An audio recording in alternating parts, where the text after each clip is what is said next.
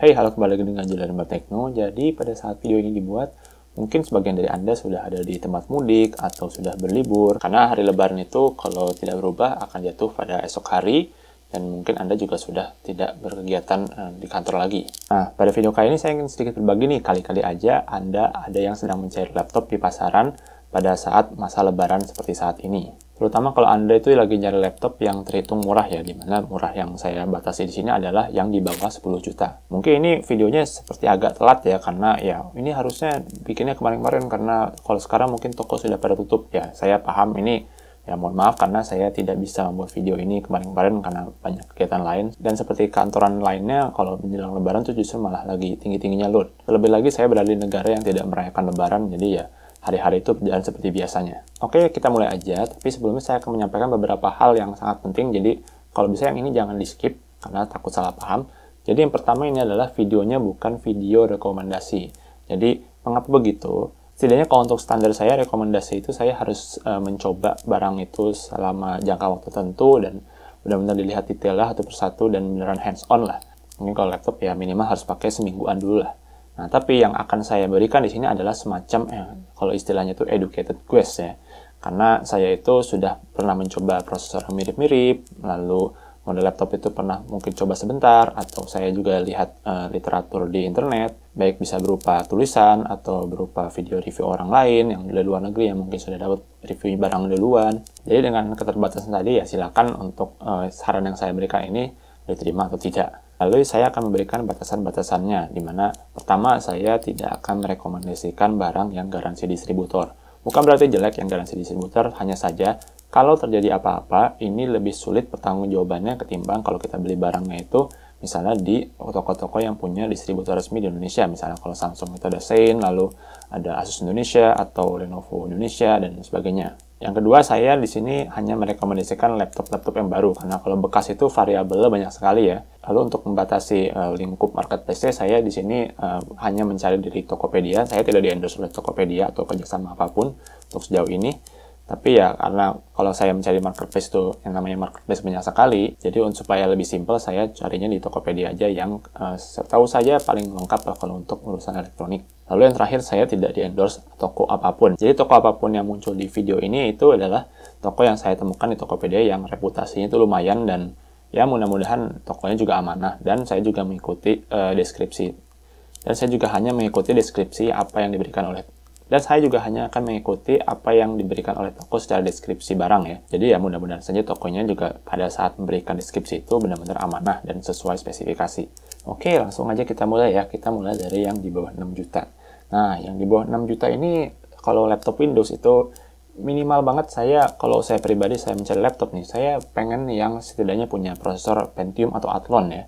Karena dua prosesor ini nih menurut saya yang masih sedikit bisa diterima lah performanya ketimbang di bawahnya lagi. Dan sudah begitu bisa dibilang ini masih cukup challenging ya, cukup menantang untuk mencari Intel Pentium atau Athlon yang cukup bagus di harga di bawah 6 juta, karena mayoritas akan didominasi oleh Celeron. Lalu kriteria berikutnya, saya mengharapkan setidaknya sudah ada SSD, dan kalau RAM 4 GB ya mungkin nggak apa-apa selama bisa di-upgrade, ketimbang saya punya RAM besar tapi prosesornya lebih lemah dari Pentium atau Athlon. Dan kalau saya pribadi, saya ingin kerja yang produktif ya, saya tentunya ingin laptop yang layarnya cukup besar, yang 14 inci. Oke, kita lihat ke laptop pertama, di mana di sini ada laptop Asus A420UA.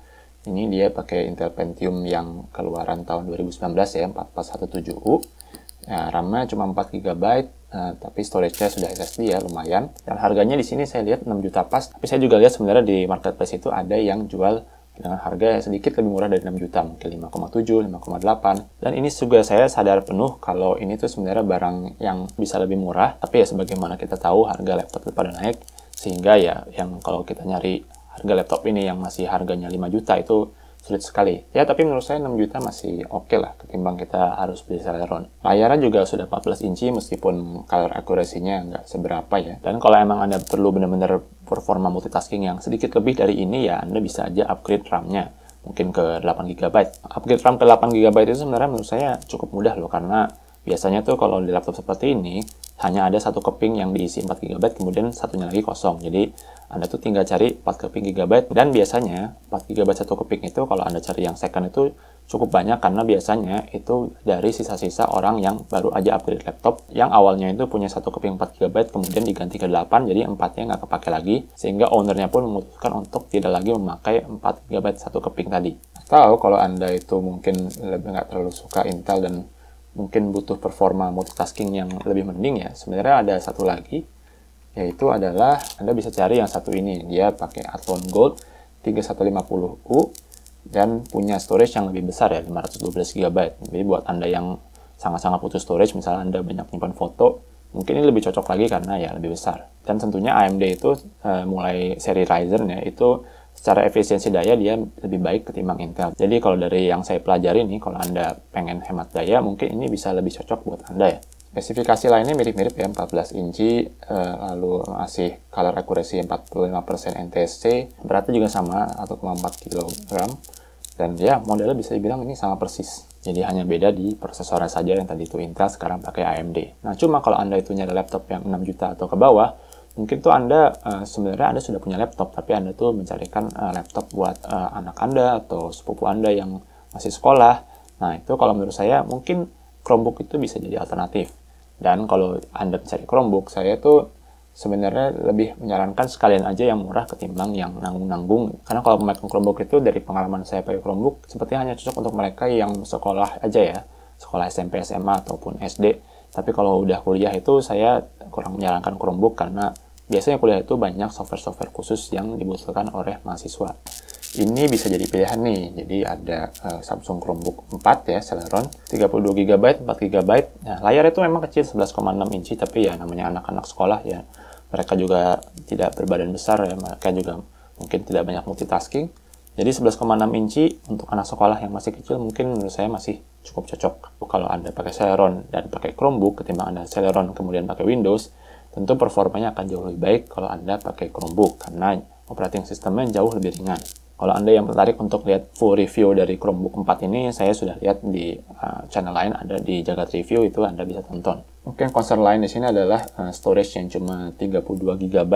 Nah, ini sebenarnya menurut saya nggak terlalu masalah ya, karena 32 GB dan Chromebook itu, Chromebook pertama dia nggak banyak memakan storage space untuk operating sistemnya sendiri, dan kedua masih bisa di-expand pakai micro SD. Dan tentunya kalau tugas-tugas anak sekolahan ya mungkin nggak terlalu banyak lah perlu diisi storage-nya ya. Oke, jadi itulah dari saya kalau Anda tuh mencari laptop 6 juta ke bawah.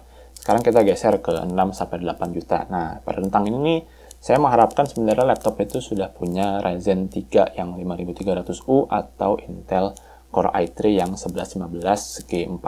RAM itu bervariasi tergantung harga, tapi biasanya ya semakin mahal ya tentu RAM-nya semakin besar. Saya akan memberikan dulu contoh tipikal, jadi ini bukan yang saya bukan saya highlight, tapi hanya memberikan contoh tipikal. Di sini ada laptop HP 245G8 AMD Ryzen 3 5300U dengan RAM 4 GB. Ini sepertinya kalau lihat dari harga ya 6,749 itu sepertinya oke, tapi sebenarnya kalau menurut saya sih ini sebenarnya agak nanggung ya.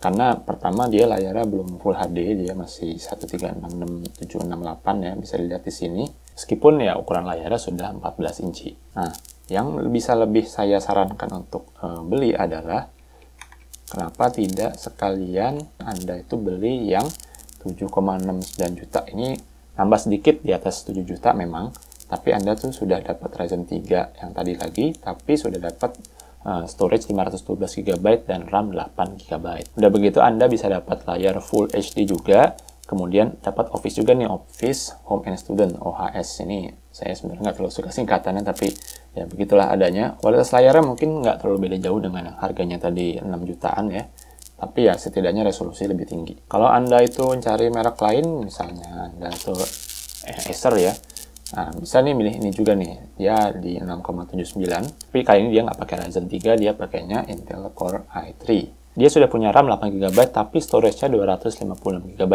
Dan menurut saya 256 GB itu masih sangat-sangat cukup, apalagi kalau Anda itu bukan orang-orang yang memakai storage file besar ya, misalnya Anda itu fotografer, yang tiap kali habis foto itu ngumpulin di laptop. Saya sendiri di MacBook Air yang saya ini Ini pakai 256 GB dan nggak terlalu masalah. Dan Acer saya yang Aspire 5 itu juga pakai 256 GB dan nggak ada masalah. Ya, meskipun kalau Anda video editor ya, itu Anda biasanya harus sering-sering di backup ke external hard disk atau ke flash drive. Mungkin external hard disk lebih baik lah. Intel itu agak lebih menguntungkan ketimbang AMD untuk yang harga segini. Kalau Anda itu biasanya ngedit video ya, misalnya Anda di Premiere, karena Premiere itu punya fitur namanya Intel QuickSync yang bisa membuat editing di Premiere itu lebih lancar di Intel ketimbang di AMD. Nah, tapi kalau ngomong-ngomong soal performa ya, kita juga bisa lihat alternatif yang satu lagi. Ini adalah Lenovo V14. Ini sudah di atas 7 juta, cuma perhatikan dulu nih, ini speknya menurut saya sangat menarik ya. Jadi Anda itu punya Core i3 15G4, kemudian storage 256 GB, RAM cuma 4 GB, tapi Anda dapat MX350. Nah, MX350 itu adalah graphics card discrete dari Nvidia yang paling low end. Dan menurut saya ini kalau Anda mungkin gamer ya, Anda itu mungkin sering main game, itu bisa pakai MX350. Bahkan kalau Anda main game yang sedikit berat ya, Battle Royale seperti Apex, itu Anda bisa pakai MX350 dengan settingan mungkin di 768, dengan syarat Anda itu sebaiknya upgrade RAM-nya ke 8 GB. Meskipun graphics card-nya ini dia tidak dependent ke RAM ya, tidak tergantung dengan RAM, cuma tetap saja yang namanya menjalankan game itu kan Windows akan butuh resource dan lebih baik di-upgrade sekalian ke 8 GB. Untuk spesifikasi lainnya mungkin nggak terlalu menarik ya, dimana dia 14 inci HD, jadi belum Full HD ya, masih 768p. Layarnya juga TN, ya ini mungkin kalau Anda nggak terlalu fokus buat gaming dan lebih suka office, mungkin Anda mendingan meninggalkan MX350 itu demi layar yang kualitas lebih bagus. Tapi untuk spesifikasi lainnya menurut saya nggak masalah. Oke, sekarang kita ke rentang harga terakhir di 8-10 juta. Nah ini nih, mulai kita harusnya sudah bisa mendapatkan Core i5 atau Ryzen 5. Mungkin salah satu yang perlu diperhatikan untuk harga segini adalah sudah mulai banyak laptop-laptop yang speknya menggiurkan, misalnya dapat MX350 tapi masih 9 jutaan, tapi garansinya distributor, dimana ya kembali, ini belum tentu buruk, yang distributor hanya saja bisa dibilang mungkin lebih tidak terjamin ketimbang garansi resmi. Nah sekarang kita lihat nih laptop Acer Aspire 5 A514, jadi ini 14 inci juga tapi sudah punya Intel Iris Xe yang ada pada i5 1135G7, dimana ini menurut saya sudah sangat-sangat mumpuni kalau Anda itu misalnya sudah mulai kerja serius, mungkin Anda itu pakai AutoCAD, atau Anda itu video editing, nggak cuma di Premiere, misalnya di Resolve. Saya sendiri sudah sering pakai 1135G7 ini untuk editing di Resolve, DaVinci Resolve, dan nggak masalah sama sekali. Layarnya juga sudah Full HD, IPS 1920x1080, RAM-nya itu 8GB onboard dual channel memory, dan kalau performa integrated graphics seperti Intel Iris Xe itu bisa di. Dan berikutnya Anda berikutnya juga bisa memilih Asus VivoBook yang satu ini ya. Dia mirip-mirip dengan yang Acer tadi, jadi dia masih punya spesifikasi Intel Core i5 1135G7, RAM 8GB, kemudian storage 512GB. Dan pada titik ini ya, dimana Anda tuh mungkin mendingan Acer atau Asus, menurut saya sih mungkin ini lebih cenderung ke selera aja ya, dimana kalau lihat dari spek ini sepertinya sama aja, cuma kan yang beda mungkin di touchpad-nya gimana, mungkin cocok nggak buat Anda, lalu feel keyboard-nya, kayak misalnya saya pribadi, saya agak sulit kalau ngetik di keyboard yang model HP, karena spacing-nya itu nggak biasa, tapi saya oke dengan Acer ataupun Asus. Nah, tapi kalau Anda itu misalnya lebih mencari yang AMD ya, sebenarnya ada alternatif lain di sini adalah yang Acer Aspire 5 Slim A515. Nah, ini kalau Anda pengen yang layar lebih besar, karena ini 15 inci, kemudian storage-nya tetap besar 512GB dan RAM-nya 8GB. Ini menurut saya bisa jadi pilihan, dimana di sini bisa dilihat ya, di sini sudah pakai AMD Ryzen 5500U yang graphics-nya itu bisa dibilang integrated-nya cukup baik ya. Dimana di sini bisa dilihat kalau Anda itu pakai AMD Ryzen 5500 yang harusnya dia bisa lebih hemat daya ketimbang Intel Core i5 1135G7. Hanya saja mungkin kehematan dayanya itu akan di counter ya, akan dikuras balik oleh layarnya yang 15 inci ketimbang yang tadi Intel itu 14 inci. Tapi kalau Anda yang suka banget multitasking, misalnya di Office atau di Excel ya, yang mungkin tabnya banyak dan angkanya juga banyak, itu saya secara umum untuk harga segini saya bisa lebih rekomendasikan AMD Ryzen ya, karena core-nya itu jumlahnya lebih banyak. Jadi AMD Ryzen 5500 itu punya core-nya 6 buah dan thread-nya itu 12 ketimbang Intel Core i5 yang hanya 4 core 8 thread. Hanya saya concern-nya itu kalau Anda itu mungkin video editing di Premiere ya, kembali karena Intel itu punya teknologi QuickSync. Nah, tapi kalau Anda itu mungkin nggak terlalu suka Acer ya, entah apa sebabnya. Nah, ini Ada alternatif lain dari HP, dimana ini ada HP laptop 14S ya. Ini speknya bisa dibilang mirip-mirip juga, jadi 14 inci, Full HD 1080p, lalu RAM 8GB dan storage-nya 512GB. Dan layarnya juga bisa dibilang cukup baik ya, ini yang sudah Full HD lalu IPS. Kalau misalnya Anda nyarinya Lenovo, ini ada alternatif lain ya. Ini ada IdeaPad Slim 3 dengan Ryzen 5500U, RAM 8GB, 512GB storage, Full HD, dapat Office Home and Student. Garansinya resmi, bisa lihat Lenovo 2 tahun. Dan ini menurut saya mungkin kalau Anda incernya itu yang punya battery life terbaik ya, ketimbang yang tadi saya sudah jabarkan, mungkin salah satu yang paling baik karena dia punya AMD Ryzen 5500U dan layarnya 14 inci ya, bukan 15 inci. Nah, sementara kalau Anda tuh nyari laptop yang Lenovo 1135G7 di harga 10 juta, mungkin masih agak sedikit menantang ya, karena apalagi kalau kita nyarinya yang garansinya itu resmi ya, bukan distributor. Oke, mungkin begitu aja dari saya. Jadi singkat, nggak terlalu banyak pilihan, jadi Anda juga nggak terlalu pusing mesti milih yang mana. Dan yang saya kira tadi saya pilih itu, kalau saya pribadi saya nggak punya laptop dan mencari laptop dengan budget yang saya tentukan tadi, jadi ada rentang di bawah 6 juta, lalu 6-8, lalu 8-10. Menurut saya itu pilihan-pilihan yang cukup bisa dipertimbangkan lah sesuai dengan kebutuhan saya. Pada intinya adalah saya selalu mencari prosesor yang terbaik untuk harganya ya, karena prosesor itu dia tidak bisa di-upgrade. Laptop ya, secara umum hampir semua laptop itu prosesornya tidak bisa di-upgrade.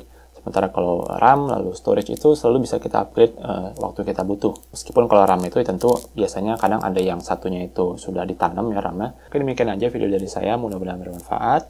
Ya, selamat berlebaran ya, selamat berliburan. Dan kalau Anda yang cari laptop, semoga dapat yang Anda butuhkan. Silahkan like video ini jika dirasa bermanfaat, subscribe jika tidak ketinggalan konten dari Tekno lainnya. Selanjutnya, terima kasih telah menonton.